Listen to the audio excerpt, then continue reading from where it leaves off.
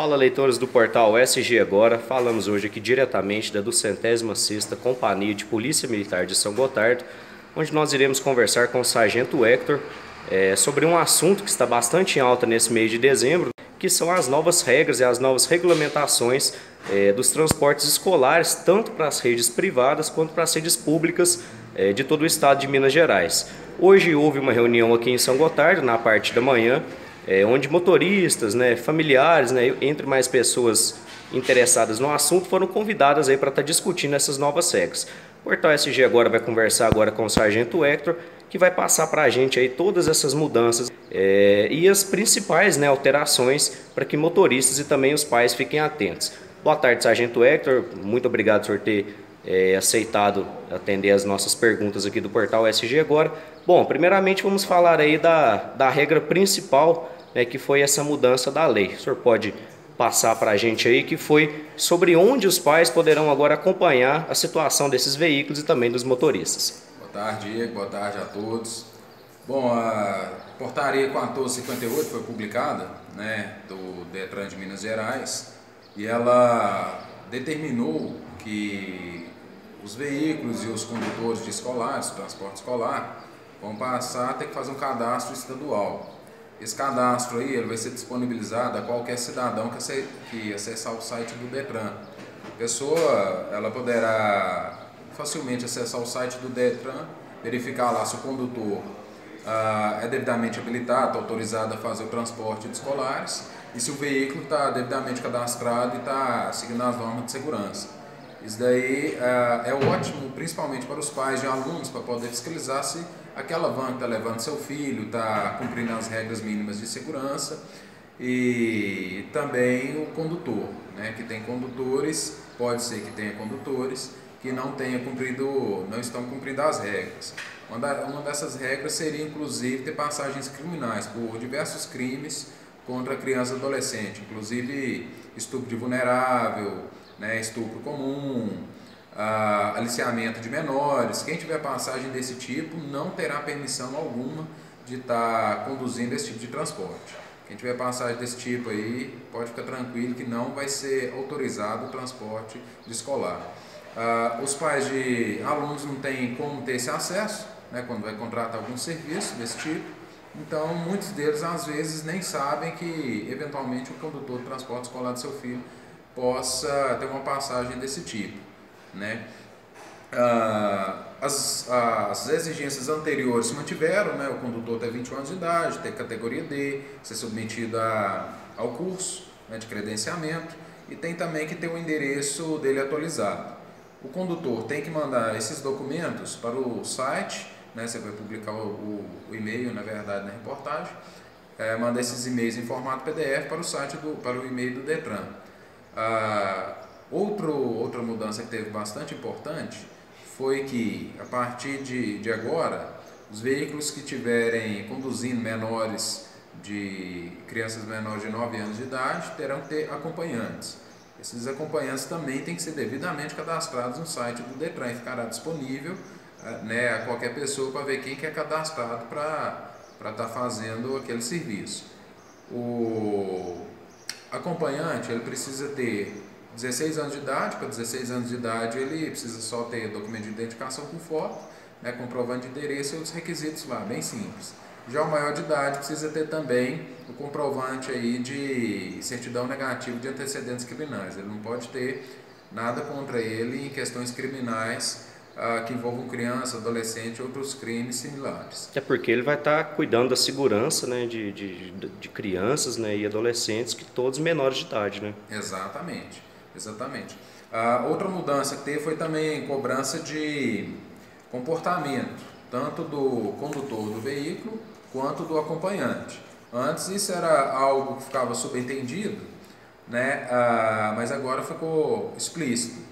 Os deveres aí do condutor e do acompanhante são trajar adequadamente, de forma condizente à sua atividade, conduzir escolares até o final do itinerário, ou seja, na porta da escola, e quando pega da escola, na porta de sua residência. Lembrando que acontecer qualquer coisa dentro desse aspecto aí, e com a criança fora do ambiente escolar antes de deixar a criança na escola, ainda é de responsabilidade do responsável ali do veículo, do condutor do veículo, né? Então é importante deixar sempre no final do itinerário, que é na escola. Tratar todos com urbanidade e respeito, não só as crianças dentro do veículo, mas demais usuários na via, demais motoristas e todo mundo ali, todo e qualquer cidadão. Fazer o embarque e desembarque, seja qual for o motivo, em locais adequados de segurança. Essa questão de deixar a menina em qualquer lugar, em local onde que o trânsito possa ser perigoso para a criança, não, tem que ser colocado, tem que ser desembarcado ou embarcado em local condizente com sua segurança ali naquele momento. Permitir facilitar a fiscalização de órgãos competentes, né? No caso de trânsito, a polícia militar. Manter o veículo em condições de higiene, conforto e segurança. Né? A higiene é bastante importante, porque vez ou outra, às vezes tem veículo que não tem esse cuidado com a higiene também, a gente já se deparou com situações assim. É importante manter sim a higiene do veículo, porque está carregando seres humanos ali em situação mais vulnerável, que são crianças. Verificar e assegurar que todos estejam utilizando o cinto de segurança, que as portas estejam devidamente fechadas. Né? Lembrando aqui que transporte escolar é para quem utiliza, para quem vai realmente para a escola. O transporte universitário. O transporte universitário não enquadra em transporte escolar. Só essa deixa aí para dar essa diferença que tem gente que se confunde. São condutas proibidas ao condutor e ao acompanhante. Fumar e usar bebidas alcoólicas junto aos alunos. O condutor já, além de ser crime, né? E infração de trânsito não pode, mas porventura um acompanhante de 18 anos utilizar bebida não pode, não é infração de trânsito para ele, mas é proibido, né? Já a gente vai chegando nessas questões de descredenciamento. Fumar, nenhum dos dois pode estar fumando, nem acompanhante nem o condutor. Também é infração de trânsito, né, para o condutor? No fumar não chega a ser a infração de trânsito em si.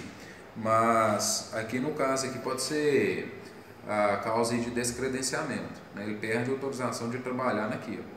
Porque não pode trabalhar ali com menores e tudo e estar utilizando algo que é proibido para menores, né? Os menores acabam sendo fumante passivo, acaba fumando também. É proibido ausentar-se do veículo, o condutor não pode ausentar do veículo salvo por motivos urgentes. Né? Aconteceu alguma coisa, um acidente grave com algum menino, alguma coisa do tipo assim. Isso é uma coisa que acontece muito, né, Sargento Héctor? Infelizmente a gente vê aqui em São Gotardo, muitos desses transportes escolares, às vezes não tem um acompanhante, né, e às vezes o motorista precisa de descer do veículo, às vezes deixa o carro parado, né, o veículo no meio da rua, com o pisca-alerta ligado, para poder deixar a criança, né? Isso é uma coisa bastante complicada, inclusive, né? Isso, além de não ser permitido, é pior, é proibido ainda, né? É proibido, não pode fazer isso mais. Quando tiver crianças até 9 anos de idade, o acompanhante que fará isso só para desembarcar e deixar dentro da escola. A partir de 9 anos, a própria criança pode, né, abrir, por exemplo, no caso de vans, a porta da van e descer para sua residência ou para a escola. Não. O condutor pode até fazer essa questão aí de abrir, aí como vai estar na porta da escola, naquela área de embarque e desembarque, a criança pode estar deslocando até a escola. Entendi. São pouquíssimos metros, vai estar sobre os olhos ali do condutor. Só que é um risco a mais que o condutor tem, né? E ver se compensa ou não. Se um condutor achar que é mais seguro ter um acompanhante, independente da idade, é o mais viável. Só que obrigado ele não é. Mas a responsabilidade continua. Até mesmo via Código de Defesa do Consumidor, né? Que os contratantes do serviço eles têm o direito de cobrar um serviço de qualidade e segurança, né? Essas questões de valor, se vai ser mais barato ou mais caro, isso aí cada um na hora de contratar o serviço vai ponderar o que lhe convier mais. Né? O que é mais importante para ele. Exatamente. É proibido fazer manutenção ou abastecer o veículo com escolares dentro do veículo. Não pode. Isso daí tem que ser feito antes de estar começando a atividade. Nessa atividade não pode abastecer. Conduzir com excesso de lotação ou com o passageiro em pé no interior do veículo. Essa questão de excesso de lotação. A gente recebeu informações aí, até mesmo durante a reunião, que tem indivíduos aí que acaba tendo muito mais gente do que poderia transportar. Por exemplo, o veículo lá transporta 20, aí está lá transportando 25, 27, isso daí é proibido, certo? Não pode de forma alguma. Além de ser infração de trânsito, né? Conduzir com excesso de velocidade, não pode, né? Tem que ter uma velocidade muito mais compatível, tem que ter muito mais cuidado por estar transportando exatamente escolares, são mais vulneráveis. Manter as portas abertas em movimento. O condutor de forma alguma pode começar, ou seu acompanhante começar a abrir a porta com o veículo antes de parar, ou arrancar o veículo com a porta ainda sendo fechada, ou até mesmo aberta. Isso aí é proibido de toda forma, não pode. O veículo tem que estar imobilizado para a porta se abrir e para fechar também. Só pode estar movimentando quando a porta estiver totalmente fechada. Não pode permitir o transporte escolar em pé em locais inadequados, né, adotar comportamento que possa tirar a concentração causando risco de acidente, transportar objetos que dificultem a acomodação dos escolares e conduzir escolares com veículo não inspecionado ou reprovado. Esse inspecionado e reprovado é essa questão de vistoria semestral. Os veículos escolares já são obrigados a fazer a vistoria semestral, essa agora ficou melhor orientada de como fazê-lo. O veículo escolar, com o final de cada placa, ele tem um calendário a ser seguido, né, e uma data de vigência que vai valer aquela vistoria. Dando todos esses documentos, os documentos que é preciso do veículo, que são, vou falar os documentos que o veículo precisa.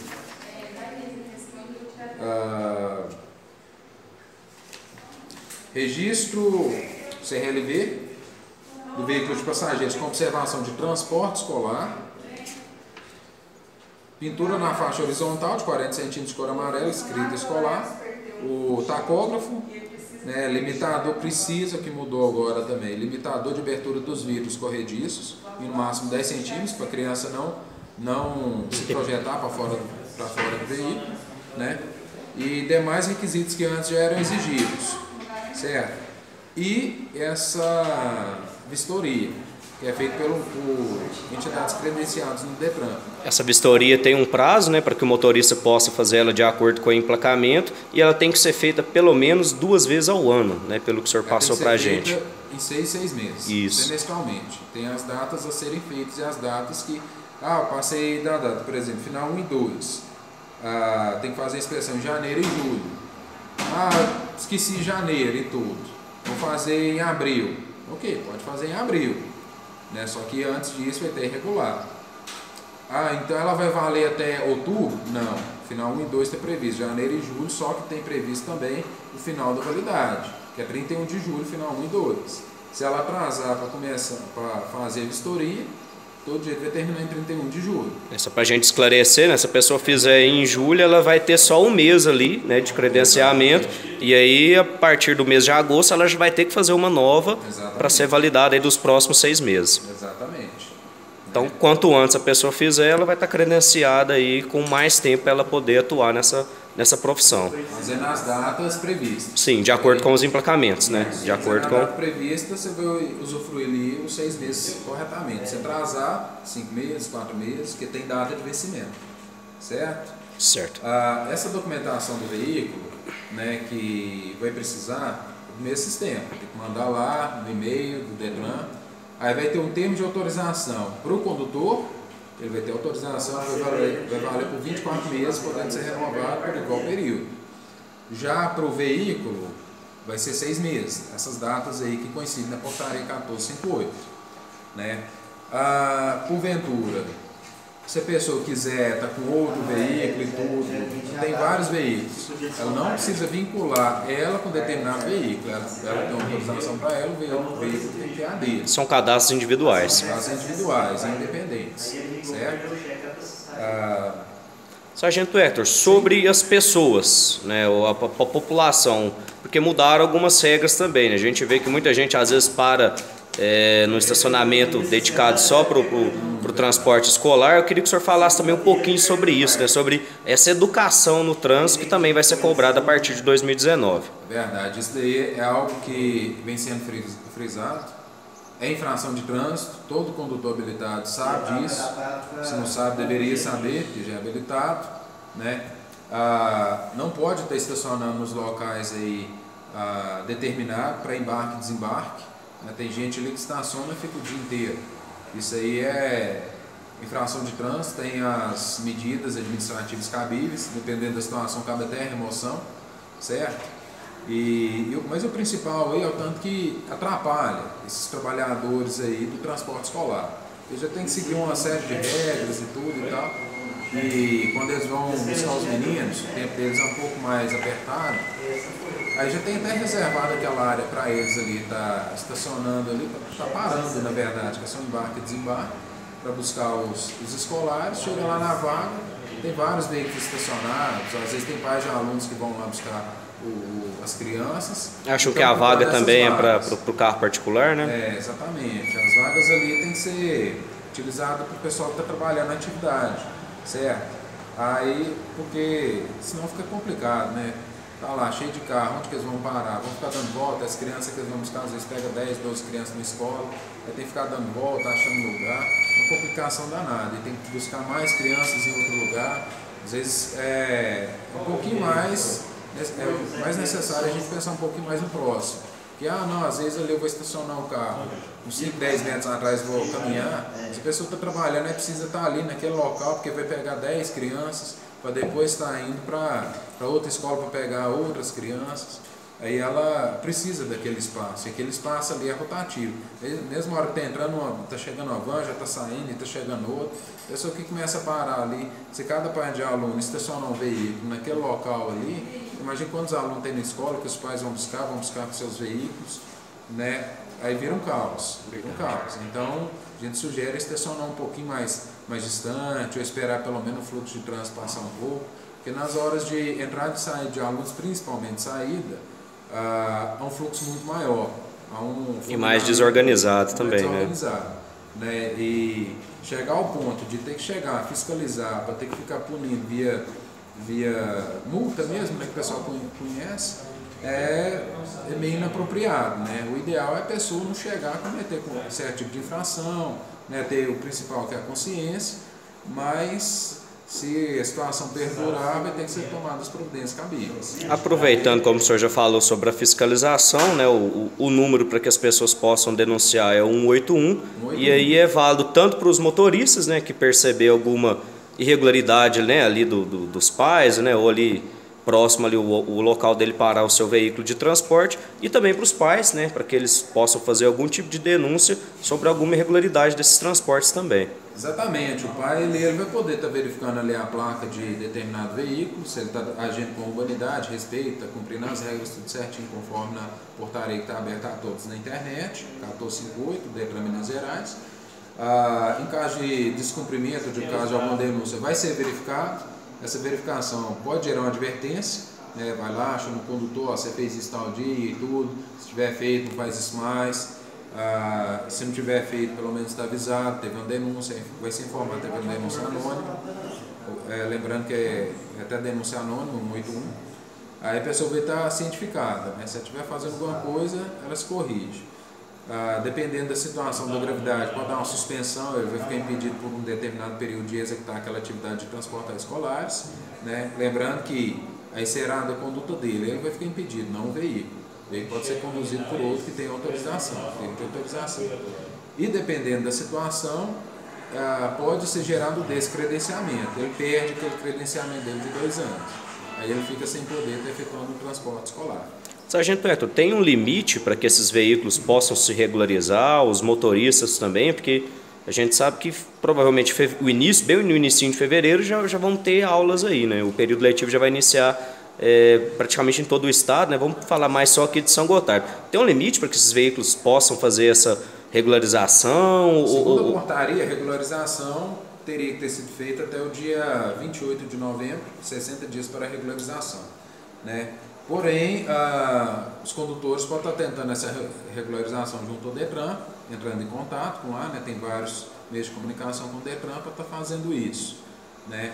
Até mesmo o site do próprio Detran, tem lá Fale Conosco, Central de Atendimento, pode estar verificando essa situação e como está fazendo, né? A questão do veículo também da mesma forma. Está numa fase ainda de transição, né? Mas certo é que, pelo que está determinado, a exigência já é a partir de 1º de janeiro. Então, aqueles que não se adequaram, que desconheciam, tem que estar correndo atrás para estar fazendo essa adequação, sob risco de estar cometendo infrações de trânsito e outras responsabilidades a mais. E frisando que é uma alteração estadual, né? Então não é válido só aqui para São Gotardo, mas para todo o estado de Minas Gerais. Todo o estado de Minas Gerais. Todo o estado de Minas Gerais. Tem a questão também de alvará municipal, né? O município ele tem poder também para estar fazendo suas próprias exigências e dar autorização para que a pessoa transporte escolares. Bem como o município dá autorização para executar qualquer tipo de atividade comercial aqui na cidade. A norma municipal, todo município tem suas normas, só que a norma municipal, a portaria não abrange. Essa questão de norma municipal, depois a pessoa, para ter o alvará de funcionamento, ela tem que procurar o município, bem como a maioria deles já o faz. Certo. O emplacamento também, acho que a gente esqueceu de falar, é uma coisa mais simples, mas esses veículos também têm que estar devidamente emplacados, não tem? Com aquela... Tem, a placa tem que ser placa de aluguel, a placa vermelha. Sim, só para a gente... Lembrando aí que para quem presta serviço para a prefeitura, via contrato, né, mesmo individualmente, ou por cooperativa, empresa, tem o direito à isenção de IPVA, segundo a lei 14.937. Né, isso foi tratado lá na reunião hoje, né, salvo engano, o artigo 3º, inciso 12. Depois quem tiver interesse em estar verificando essa situação, né, pode estar dando uma lida nessa norma. Procurar até a Secretaria Estadual de Fazenda para verificar essa questão de isenção, como que é o procedimento. E verificar também o possível, foi perguntado lá, falei que não é a nossa área, a gente não tem conhecimento técnico sobre o assunto, mas se há uma norma a respeito disso que trata disso, tem que verificar também a possibilidade, se a pessoa nos anos anteriores, nos últimos 5 anos, como prevê parte de direito administrativo, a questão de reembolso de valores aí que pagou indevidamente. Às vezes a pessoa estava numa situação e pagou o IPVA, sendo que ela teria isenção. Né? E tem que verificar se é possível a retroação, se não há, se é daquele período para frente, isso é só a título de curiosidade. Quem tiver interesse em estar verificando isso, né, só estou transmitindo que o pessoal tratou lá na reunião. Essa isenção tem que ser o motorista que tem que correr atrás dela, né? Não vem nada... O proprietário do veículo. Sim, não vem nada... Por exemplo, quando ele vai lhe pagar o documento, não tem nenhuma observação nem nada sobre isso, não. Ele que tem que fazer essa apresentação. Tem que fazer essa apresentação, tem um processozinho a ser respeitado, burocrático. Aí os interessados aí depois verificam com os respectivos órgãos como que é feito. Sargento Hector, a gente agradece o senhor pela entrevista. Se alguém quiser, né, tiver mais alguma informação, tiver mais alguma dúvida sobre o assunto, essa pessoa pode estar acessando o site do Detran, né, Detran MG também, onde que estará lá todas as informações, para que as pessoas possam esclarecer. E lembrando aí também, né, sobre o 81, que aí é o telefone de denúncia, né, para qualquer irregularidade, né, ou dos transportes, né, ou sobre a questão do estacionamento também para os motoristas. Tem algum outro órgão, por exemplo, aqui na cidade, aqui no município de São Gotardo, que as pessoas possam esclarecer, tirar mais algumas dúvidas ou não? É só mesmo pelo site? Bom, a maioria das dúvidas pode ser retirada no site, via comunicação, principalmente essa questão do cadastramento dos condutores e do veículo, porque o cadastramento é feito direto na central. Né? Mas pode estar procurando o Detran, né? O Detran da Polícia Civil, né, de São Gotardo, que fica ali na delegacia, pode estar procurando, para sanar alguma eventual dúvida, mas o principal mesmo é através do site do Detran e via contato com eles lá, tá certo? Porque isso daí todo dia tem que mandar para lá e eles vão emitir pelo próprio site esse termo de autorização, tanto do condutor, tanto do acompanhante, tanto do veículo. Esse termo de autorização tem que ficar em local visível e são documentos de porte obrigatório. Caso não os porte, né, além de incidir demais ilicitudes, pode incidir também em infração de trânsito. Perfeito. Portanto, a SG agora agradece a entrevista e deseja um